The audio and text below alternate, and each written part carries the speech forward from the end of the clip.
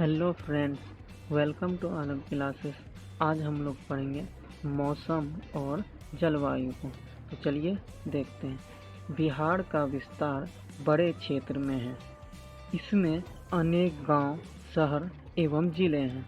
हर क्षेत्र में मैदान, जंगल, पठार, नदियां, शहर, तालाब आदि एक जैसे नहीं हैं। इसलिए तापमान भी एक जैसा नहीं पाया जाता है। चलिए आगे बढ़ते हैं। आप समझते हैं मौसम को। तो किसी निश्चित स्थान पर निश्चित समय में वायुमंडल की तत्कालीन दशा मौसम कहलाती है। किसी निश्चित स्थान पर निश्चित समय में वायुमंडल की तत्कालीन दशा मौसम कहलाती है। निश्चित स्थान का अर्थ किसी शहर या गांव की भौगोलिक स्थिति से है। समय का अर्थ उस स्थान का स्थानीय मानक समय तथा वायुमंडलीय दशा का अर्थ आकाश की स्थिति है। इसके तहत धूप, बादल, नमी, वायु का वेग व दिशा इत्यादि आते हैं।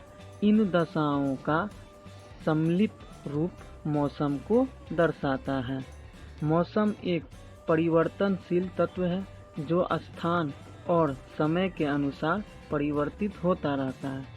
इसलिए इसे स्थान और समय के संदर्भ में जाना और व्यक्त किया जाता है। चलिए आगे बढ़ते हैं। अब समझते हैं जलवायु को। किसी स्थान में लंबे समय तक रहने वाली मौसम की औसत दशा को जलवायु कहा जाता है। तो जलवायु किसे कहा जाता है? तो किसी स्थान में लंबे समय तक रहने वाली मौसम की औसत दशा को जलवायु कहा जाता है। भारत की जलवायु मानसूनी है। किसी स्थान की जलवायु का पता करने के लिए लंबे समय, सामान्यतः 33 वर्षों तक, वहाँ के तापमान की स्थिति, वर्षा की मात्रा, पवन की दिशा इत्यादि का अवलोकन कर एक औसत निकाल लिया जाता है। विश्व के अलग अलग भागों में जलवायु की दशाएं अलग अलग पाई जाती हैं। इसका मुख्य कारण जलवायु को प्रभावित करने वाले विभिन्न कारक हैं, जिनमें मुख्य कारक शामिल हैं।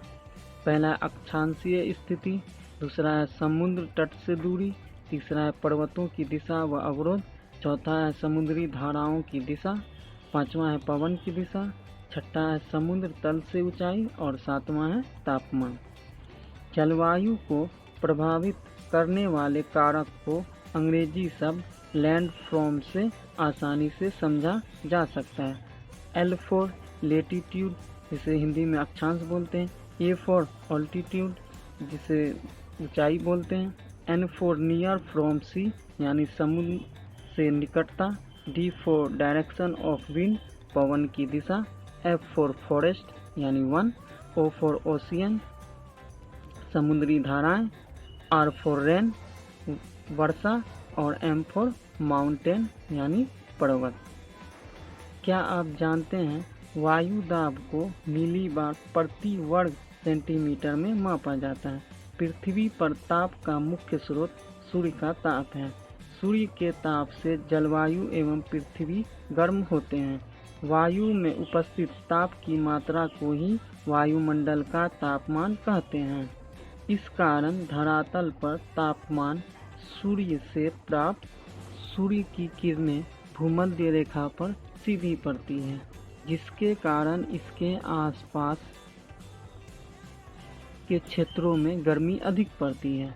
परंतु भूमध्य रेखा से उत्तर एवं दक्षिण की ओर जाने पर सूर्य की किरणें तिरछी या कोणीय पड़ती है, इसलिए वहाँ का तापमान क्रमशः कम होता है।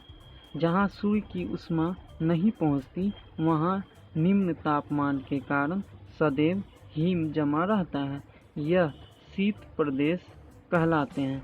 ऐसे क्षेत्र उत्तरी व दक्षिणी ध्रुवों पर स्थित हैं।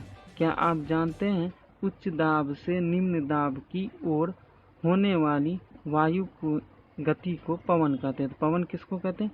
उच्च दाब से निम्न दाब की ओर होने वाली वायु की गति को पवन कहते हैं।